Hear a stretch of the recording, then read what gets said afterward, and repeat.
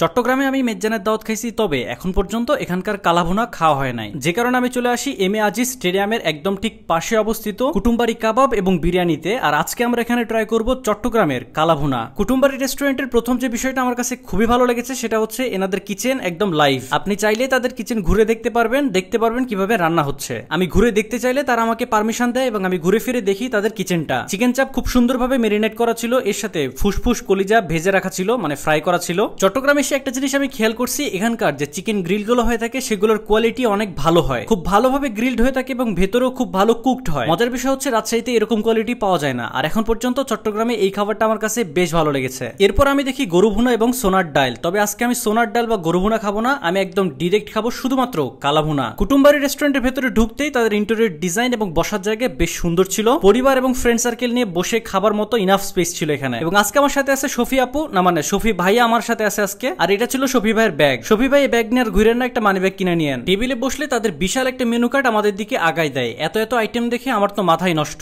তবে আমি এতগুলো আইটেম থেকে কোনো কিছুই খাবো না, আমি জাস্ট ট্রাই করব ভাত, ডাল এবং কালাভুনা। প্রথমে চলে আসে আমাদের ভাত, এরপর ডাল এবং পর্যায়ক্রমে কালাভুনাও। উত্তরবঙ্গের মানুষ যদি চট্টগ্রামের দিকে যায় তাহলে প্রথমের দিকে খাবার মানে ভাত খাইতে একটু কষ্ট হবে। কালাভুনা দেখতে খুব লোভনীয় ছিল, উপর দিয়ে পেঁয়াজ, মরিচ, তেজপাতা সহ বেশ কয়েকটা মশলার মিশ্রণ দেখা যাচ্ছিল। হাড্ডি, তেল, মাংস সহ টোটাল আমরা পেয়েছিলাম 6 পিস মাংস। মাংসের পিসগুলো একদম মিডিয়াম সাইজ ছিল, বেশ বড় কিংবা ছোটও ছিল না একদম। হাত ভালোভাবে ধুয়ে এসে আমরা শুরু করি খাওয়া দাওয়া। প্রথমে আমি না নিয়ে আমার পাশে যে গেস্ট ছিল মানে শফি ভাই, আমি এবং আমার সাথে আরো একজন গেস্ট ছিল, তাকে প্রথমে তুলে দেই এবং তারপরে আমরা খাওয়া দাওয়া শুরু করি। যদিও কালাভুনার সূচনাটা চট্টগ্রামেই, তবে রাজশাহী এবং চট্টগ্রামের কালাভুনার মধ্যে একদম আকাশ পাতাল তফাৎ। রান্না বান্না থেকে শুরু করে একদম টেস্টই ভিন্ন এখানকার কালাভুনা। কালাভুনা প্রথমে আমি প্লেটে ঢেলে নিয়ে গুনে গুনে দেখছিলাম আমি কতগুলো মাংসের পিস পেয়েছি। এই কালাভুনা মাংসে গ্রেভি বা ঝোল একদমই ছিল না বললেই চলে। মাংসের সাথে যতটুকু লেগেছিল একদম ভাজা ভাজা অতটুকুই ছিল। ভাতের সাথে মাখাই নিয়ে প্রথমে মুখে দিতে একদম ডিফারেন্ট একটা টেস্ট পাই। চট্টগ্রামের এই ভাজা ভাজা করে রান্না করা কালাভুনার টেস্ট আমাকে